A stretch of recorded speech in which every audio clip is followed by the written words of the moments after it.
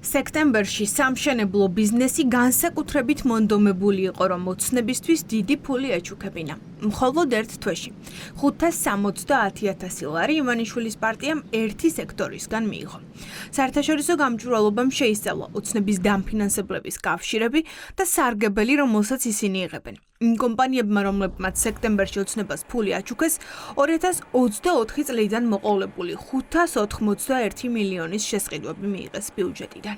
ძალიან მნიშვნელოვანი ნაწილი იყო უმსხვილესი სამშენებლო კომპანიები, უმსხვილესი იმ თვალსაზრისით, რომ ისინი იგებენ უკვე შეგვიძლია ვთქვათ მილიარდიან ტენდერებს. პარალელურად წირავენ ასობით ათასებს, ზოგი შემთხვევაში მილიონებს ქართულ ოცნებას. ხელი ხელბანს ეძახიან ქართულად, quid pro quo-ს ეძახიან საერთაშორისო პრაქტიკაში, შენ გექნება სტაბილური სახელმწიფო კონტრაქტები, შენგანაც ელოდებიან, რომ სტაბილურად დააფინანსებ მმართველ პარტიას.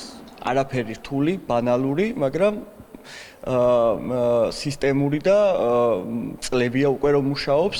თუ ქართული ოცნების მმართველობის პერიოდს შევხედავთ, 2,5 მილიარდი მხოლოდ იმ კომპანიებს აქვთ ბიუჯეტიდან წაღებული, ვინც სექტემბერში გადაწყვიტა ოცნებისთვის ფულის ჩუქება. მაგალითად, გიორგი ჭყონია ახლა ოცნების დეპუტატია. მან 24 სექტემბერს ჩაურიცხა თავისივე პარტიას 60,000 ლარი. 2016 წლიდან თითქმის ყოველ წელს იგივე თანხას ჩუქნის ოცნებას. ჭყონიას კომპანიებს 55 მილიონის შესყიდვები მხოლოდ ბოლო 2 წელსში აქვთ მიღებული. სწორედ შპს გზამ მოაწყო გზა ივანიშვილის გიგანტური ხეების სატარებლად. სამშენებლო დეველოპერული სფერო არის ის სექტორი, რომელიც ავსებს როგორც ქართული ოცნების სალაროს თეთრ ნაწილს, ისე შავ და დამალულ ნაწილს. ეს სექტორი და ქართული ოცნება მდიდრდება ქართველი ხალხის და განსაკუთრებით თბილისელების ინტერესის დაზიანების და განადგურების ხარჯზე.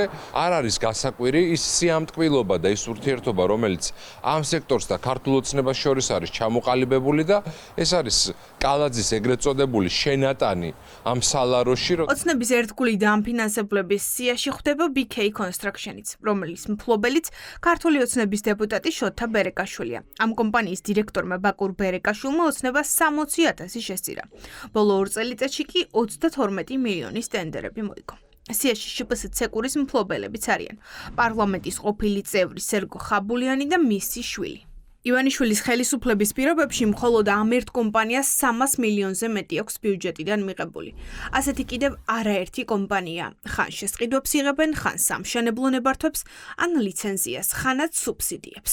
რა ხდება დღეს?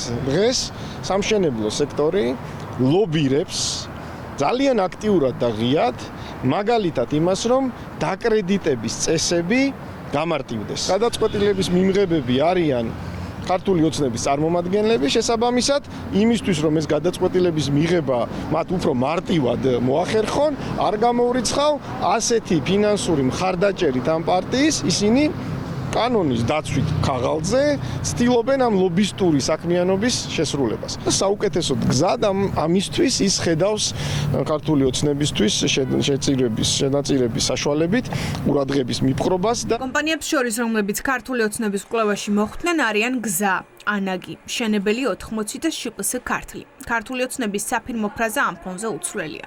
ბიზნესი ისეთი თავისუფალია, როგორც არასდროს. ივანიშვილის გუნდის წევრებს არ უკვირთ და არც გამოძიებას აპირებენ, თუ მათი დამფინანსებლების ხელში ბიუჯეტის მილიონები ხვდება. კალაძემ ისიც კი თქვა, რომ ბიზნესის 99% ოცნების წარმომადგენელია.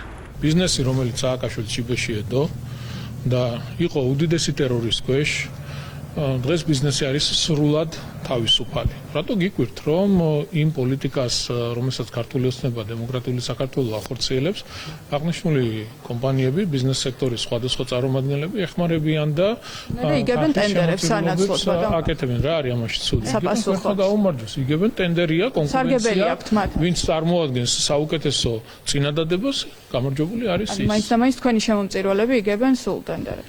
99% ქვეყანაში ბიზნეს სექტორის წარმომადგენელი არის ქართული ოცნების წარმომადგენელი. ბიზნესის კვლევის დაყაჩაღების პერიოდში არ უნდა დაბრუნდნენ და თავისი შემოსავლის გარკვეულ ნაწილს, მცირე ნაწილს იხდიან როგორც შემომწირველები. გასაკვირველია ტენდერის მოგება არ განაპირობებს შემოწირვას. ქართულმა ოცნებამ მხოლოდ სექტემბერში 4.100.000 ლარი მიიღო.